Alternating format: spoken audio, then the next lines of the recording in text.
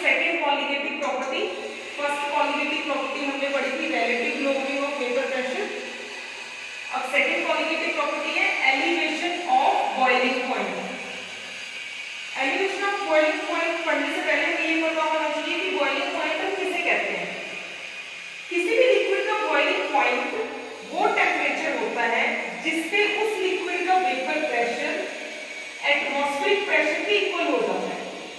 हम बोल सकते हैं it is the temperature at which vapour pressure of a liquid becomes equal to atmospheric pressure. मतलब जैसे जैसे हम लिक्विड को हीट करना शुरू करते हैं उसके वेपर्स बनते जाते हैं, वेपर्स इंक्रीज कर रहे हैं। जैसे ही वो वेपर प्रेशर एटमॉस्फेरिक प्रेशर के बराबर हो जाएंगे, उन वेपर प्रेशर की वजह से जो प्रेशर एटमॉस्फेरिक प्रेशर के इक्वल हो जाएगा, उस टाइम पे जो टेम्परेचर होगा वो उसका बॉइलिंग पॉइंट होगा उस लिक्विड का या सॉल्यूशन का। ठीक है, तो कॉलिगेटिव प्रॉपर्टीज डाइल्यूट सॉल्यूशन की प्रॉपर्टीज होती है। तो हमारे पास एक तो प्योर सॉल्वेंट है, उसका बॉइलिंग पॉइंट क्या होता है, कम होता है, और जो सॉल्यूशन होता है उसका बॉइलिंग पॉइंट होता है ज्यादा। जब हम उसमें नॉन वोलेटाइल सॉल्यूट ऐड कर देते हैं तो उसका बॉइलिंग पॉइंट बढ़ जाता है, इसलिए हम इसको एलिवेशन ऑफ बॉइलिंग पॉइंट बोल रहे हैं। अब बॉइलिंग पॉइंट क्यों बढ़ जाता है, तो आपको याद हो हमने एक टॉपिक पढ़ा था कि वेपर प्रेशर पे क्या इफेक्ट होता है जब हम नॉन वोलेटाइल सॉल्यूट ऐड कर देते हैं किसी सॉल्वेंट में। ठीक है, तो जब हम किसी सॉल्वेंट में नॉन वोलेटाइल सॉल्यूट ऐड कर देते हैं तो उसका वेपर प्रेशर कम हो जाता है, क्योंकि वेपोराइजेशन जो एक सरफेस फिनोमेनन है और उसके सरफेस पे कुछ पोजीशन जो है सॉल्यूट के मॉलिक्यूल्स ऑक्यूपाई कर लेते हैं, जिसकी वजह से वेपर प्रेशर जो होता है प्योर सॉल्वेंट के कंपैरिजन में सॉल्यूशन का वेपर प्रेशर जो होता है वो कम होता है। ठीक, तो उसी टेम्परेचर पे सॉल्वेंट के वेपर्स ज्यादा बन रहे थे, सॉल्यूशन के वेपर्स कम बन रहे हैं। इसका मतलब सॉल्यूशन का वेपर प्रेशर एटमॉस्फेरिक प्रेशर के इक्वल करने के लिए हमें सॉल्यूशन को ज्यादा हीट देनी पड़ेगी, क्योंकि उसके अंदर सॉल्यूट के मॉलिक्यूल बैठे हैं, उन्होंने कुछ जगह ले रखी है सरफेस के ऊपर जिन्होंने वेपर प्रेशर को कम कर दिया है। तो वेपर प्रेशर को हमें बढ़ाने के लिए एटमॉस्फेरिक प्रेशर के बराबर लाने के लिए ज्यादा हीट देनी पड़ती है, जिसकी वजह से सॉल्यूशन का जो बॉइलिंग पॉइंट होता है वो प्योर सॉल्वेंट के कंपैरिजन में ज्यादा होता है। अब हम इसे ग्राफ से समझने की कोशिश करते हैं। ये हमने एक ग्राफ बनाया है, y एक्सिस पे हमने लिया है वेपर प्रेशर और x एक्सिस पे हमने लिया है टेम्परेचर। इसमें क्या है, पहले हम ले रहे हैं प्योर सॉल्वेंट के लिए इस ग्राफ को बनाते हैं पहले। अब प्योर सॉल्वेंट जो है जैसे जैसे हम उसको हीट करना शुरू करेंगे, मतलब जैसे जैसे हम टेम्परेचर बढ़ाएंगे, देखिए टेम्परेचर बढ़ा रहे हैं तो वेपर प्रेशर इंक्रीज कर रहा है। इस टेम्परेचर पे इस पॉइंट पे वेपर प्रेशर था इतना, अब हमने टेम्परेचर इतना बढ़ा दिया, देखो यहाँ पे कर दिया, टेम्परेचर बढ़ गया तो वेपर प्रेशर बढ़ गया, फिर टेम्परेचर और बढ़ गया तो वेपर प्रेशर और बढ़ गया। जैसे जैसे इसको हीट करेंगे इसके ज्यादा वेपर्स बनेंगे, तो मतलब टेम्परेचर बढ़ेगा तो वेपर प्रेशर भी बढ़ेगा। ये वाला पॉइंट हम मान लेते हैं कि यहाँ पे जो वेपर प्रेशर है एटमॉस्फेरिक प्रेशर के इक्वल होता है। ये पॉइंट जो है एटमॉस्फेरिक प्रेशर को रिप्रेजेंट कर रहा है इस लाइन पे। ठीक है, तो सॉल्वेंट का वेपर प्रेशर हम बढ़ाते जा रहे हैं इसको हीट करके, मतलब टेम्परेचर इंक्रीज करके। इस पॉइंट पे जाके जो सॉल्वेंट का वेपर प्रेशर है वो एटमॉस्फेरिक प्रेशर के बराबर हो गया है। इस टेम्परेचर पे सॉल्वेंट का वेपर प्रेशर एटमॉस्फेरिक प्रेशर के बराबर हो गया। तो इस पॉइंट पे जिस पे इसका वेपर प्रेशर एटमॉस्फेरिक प्रेशर के बराबर हो जाता है, इस टेम्परेचर को हम कहते हैं इस सॉल्वेंट का बॉइलिंग पॉइंट। ठीक है, फिर हम स्टडी करते हैं सॉल्यूशन का वेपर प्रेशर। अब हमने इसी सॉल्वेंट में नॉन वोलेटाइल सॉल्यूट ऐड कर दिया, हमने कोई सॉलिड सॉल्यूट जैसे कि ग्लूकोज या यूरिया, कोई सॉल्यूट हमने इसके अंदर ऐड कर दिया इसी सॉल्वेंट में। तो इसकी जो वेपर प्रेशर की कर्व होगी इसके बिलो आएगी। क्यों? क्योंकि सॉल्यूशन का वेपर प्रेशर कम होता है, तो कर्व इसके बिलो आएगी तभी तो इसका वेपर प्रेशर कम होएगा। अगर अबो आ जाएगी तो वेपर प्रेशर ज्यादा हो जाएगा। इसलिए सॉल्यूशन की जो कर्व होती है इसके प्योर सॉल्वेंट के नीचे आती है। सेम टेम्परेचर पे देखिए, इस टेम्परेचर पे सेम टेम्परेचर पे इसका वेपर प्रेशर सॉल्यूशन का कम है और सॉल्वेंट का ज्यादा है। तो सॉल्यूशन को हम देखते हैं ये कर्व जो है यहाँ पे जाके कट करती है एटमॉस्फेरिक प्रेशर को, मतलब इस टेम्परेचर पे जाके सॉल्यूशन का जो वेपर प्रेशर है एटमॉस्फेरिक प्रेशर के इक्वल होता है इस टेम्परेचर पे। और ये टेम्परेचर जो सॉल्वेंट के लिए था बॉइलिंग पॉइंट उससे ज्यादा है, तो ये सॉल्यूशन का बॉइलिंग पॉइंट हो गया, ये किसका था? सॉल्वेंट का बॉइलिंग पॉइंट। तो सॉल्यूशन का बॉइलिंग पॉइंट ज्यादा है, सॉल्वेंट का कम है। इन दोनों के डिफरेंस को हम बोलते हैं एलिवेशन इन बॉइलिंग पॉइंट, क्योंकि बॉइलिंग पॉइंट एलिवेट हो रहा है, बढ़ रहा है। ठीक है, तो ये है delta TP elevation in boiling point को हम रिप्रेजेंट करते हैं डेल्टा टीबी से। डेल्टा टीबी किसके इक्वल है? इन दोनों के डिफरेंस के, means boiling point of solution minus में boiling point of pure solvent. तो हम इसको लिख सकते हैं T माइनस T नॉट। तो एक तो आपको ये बात ध्यान रखनी है कि डेल्टा टीबी किसके इक्वल होता है? बॉइलिंग पॉइंट जो कि है सॉल्यूशन का माइनस में boiling point of pure solvent. ठीक है, एक फॉर्मूला ये ध्यान रखना है। अब आगे हम ये देखते हैं कि कोलिगेटिव प्रॉपर्टी कैसे है। कोलिगेटिव प्रॉपर्टी किसे कहते हैं? ऐसी प्रॉपर्टी जो कि नंबर ऑफ सॉल्यूट पार्टिकल पे डिपेंड करती है, नेचर ऑफ सॉल्यूट पे डिपेंड नहीं करती। ठीक, तो एक्सपेरिमेंटली हमने इसको एक्सपेरिमेंटली स्टडी किया, तो एक्सपेरिमेंटली हमें ये पता चला, हमने ये ऑब्जर्व किया कि एलिवेशन इन बॉइलिंग पॉइंट जो है डायरेक्टली प्रोपोर्शनल है मोलैलिटी के। M is molality. ठीक है, ये चीज एक्सपेरिमेंट से आई है कि elevation in boiling point molality के डायरेक्टली प्रोपोर्शनल है।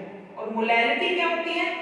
Number of moles of solute, number of moles of solute present in 1 kg of solvent. Means molality किससे रिलेटेड है? Number of moles of solute से related है। तो इसका मतलब delta TB molality के डायरेक्टली प्रोपोर्शनल है, तो number of moles of solute के भी डायरेक्टली प्रोपोर्शनल हुई।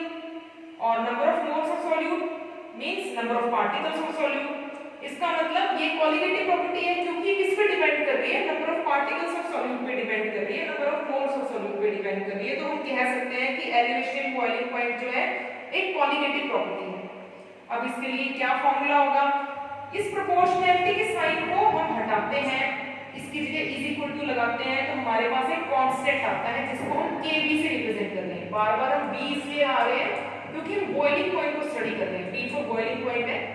ठीक है, तो इस प्रोपोर्शनैलिटी के साइन को हम हटाते हैं तो एक कांस्टेंट आता है kb। kb का नाम है मोलल एलिवेशन कांस्टेंट। बड़ा ही लंबा सा नाम है, ध्यान रखना है आपको।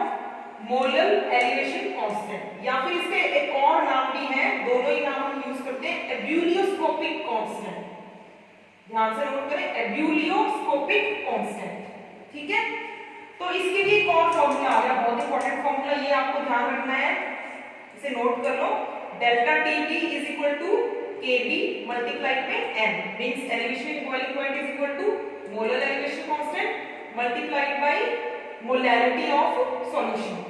ये जो मोलर एलिवेशन कांस्टेंट है ये डिपेंड करता है सॉल्यूट के ऊपर कि हमने कौन सा लिया हुआ है सॉल्यूट। सभी सॉल्यूट के लिए अलग अलग इसकी वैल्यू होगी, बाकी टेम्परेचर वगैरह कंडीशंस पे भी डिपेंड करता है। इसकी वैल्यू आपको जनरली गिवन होती है, और अगर नहीं गिवन है तो आपको ये दोनों वैल्यू गिवन होगी, तो आप kb फाइंड आउट कर सकते हैं।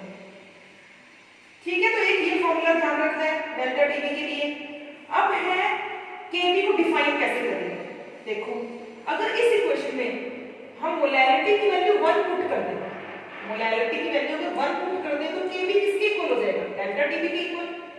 तो यहीं से इसकी डेफिनेशन आ जाएगी कि जब मोलैलिटी की वैल्यू 1 होती है तो kb डेल्टा टीबी के बराबर होता है। मतलब मोलर एलिवेशन कांस्टेंट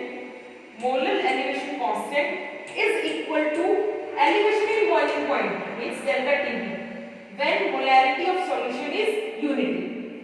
ठीक है, तो इसकी डेफिनेशन समझ आ गई कि मोलर एलिवेशन कांस्टेंट जो है एलिवेशन इन बॉइलिंग पॉइंट के बराबर है जब सॉल्यूशन की मोलैरिटी 1 होती है, यूनिटी होती है। ठीक है, अब है kb की यूनिट्स भी पूछ ली जाती है कई बार एग्जाम में कि kb की यूनिट क्या होगी, मोलर एलिवेशन कांस्टेंट की यूनिट क्या होगी। तो इसके लिए पहले kb किसके बराबर होगा? m को नीचे ले आए तो kb किसके इक्वल हो जाएगा? kb is equal to delta tb by m। तो जो इसकी यूनिट्स होंगी डिवाइड में जो मोलैरिटी की यूनिट होगी, ये डेल्टा tb क्या है? टेंपरेचर डिफरेंस है, ये है ना टेंपरेचर डिफरेंस। तो टेंपरेचर की जो यूनिट होती है वो क्या होती है? Kelvin SI unit. और मोलैरिटी की यूनिट क्या होती है? क्योंकि मोलैरिटी होता है number of moles of solute divide में mass of solvent in kilogram. तो इसकी m की यूनिट होती है मोल पर केजी, लेकिन जब ये ऊपर चला जाएगा तो पर मोल केजी हो जाएगा। ठीक है, तो इसकी टेंपरेचर की केल्विन, मोलैरिटी जब ऊपर चला गया तो पर मोल केजी, तो kb की यूनिट क्या होगी? केल्विन केजी पर मोल। तो ये kb की यूनिट आ गई। ठीक है, तो इतना समझ आ गया आपको। अब है इसके इसके लिए हमारे पास दो फॉर्मूले, ये आपने अच्छे से ध्यान में रख लेने हैं।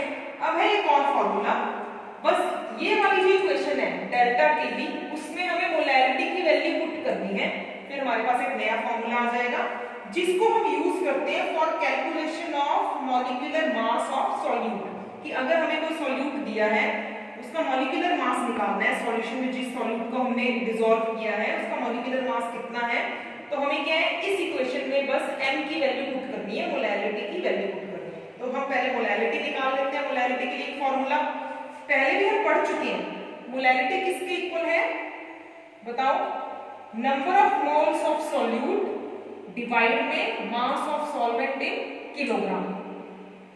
ठीक है, अब number of moles of solute किसके इक्वल होते हैं, जो भी सॉल्यूट का मास गिवन है, सॉल्यूट को हम 2 से डिनोट करते आ रहे हैं, जो भी सॉल्यूट का मास गिवन है उसको सॉल्यूट के मॉलिक्यूलर मास से डिवाइड कर दो। तो number of moles of solute क्या आ जाएगा, सॉल्यूट का मास मान लो W2 ग्राम है, हमने डिसॉल्व किया है किसी सॉल्वेंट में W2 ग्राम सॉल्यूट, उसको डिवाइड कर दो उसके मॉलिक्यूलर मास से, तो number of moles of solute आ जाएंगे W2/m2। अब हमारे पास है मास ऑफ सॉल्वेंट, मान लो मास ऑफ सॉल्वेंट हमने लिया है W1 ग्राम, W1 ग्राम लिया, इसको किलोग्राम में चेंज करना है, तो W1/1000 क्योंकि मास ऑफ सॉल्वेंट 1 किलोग्राम लेना है, तो इसकी जगह वैल्यूज पुट करेंगे, क्या आएगा number of moles of solute W2/m2 divide में मास ऑफ सॉल्वेंट W1/1000। समझ आ गया? ठीक है, बस अब इसको क्या करो, सही फॉर्म में लिख लो, W2/m2 ये ऊपर जाके मल्टीप्लाई हो गया, मल्टीप्लाई में 1000/W1, तो ये हमारे पास आ गई मोलैरिटी की वैल्यू। बस इस मोलैरिटी की वैल्यू को हमें इस इक्वेशन में डालना है, इक्वेशन 1। डेल्टा टीबी KBm था, ये सारा एज इट इज, बस m की वैल्यू पुट कर दो, तो डेल्टा टीबी किसके इक्वल आ जाएगा, Kb मल्टीप्लाई में मोलैरिटी की वैल्यू W2/m2 मल्टीप्लाई में 1000 डिवाइड में W1। फिर से यहाँ पे देख लो W2 क्या है, कितने ग्राम हमने सॉल्यूट डिसॉल्व किया है किसी भी सॉल्वेंट में, M2 सॉल्यूट का मॉलिक्यूलर मास, मतलब ये सॉल्यूट का मास, ये मॉलिक्यूलर मास, ये 1000, और W1 है मास ऑफ सॉल्वेंट। ठीक है, तो ये 3 फॉर्मूले आपको ध्यान रखने हैं, ये तो पता ही है डिफरेंस इन बॉइलिंग पॉइंट। फिर सेकंड है डेल्टा टीबी Kb मल्टीप्लाई में m, और फिर लास्ट है ये m की वैल्यू पुट की है बस इसमें, ये वाला फॉर्मूला, इसको यूज करके हम मॉलिक्यूलर मास ऑफ सॉल्यूट निकाल सकते हैं अगर बाकी वैल्यूज हमें पता है। ठीक है।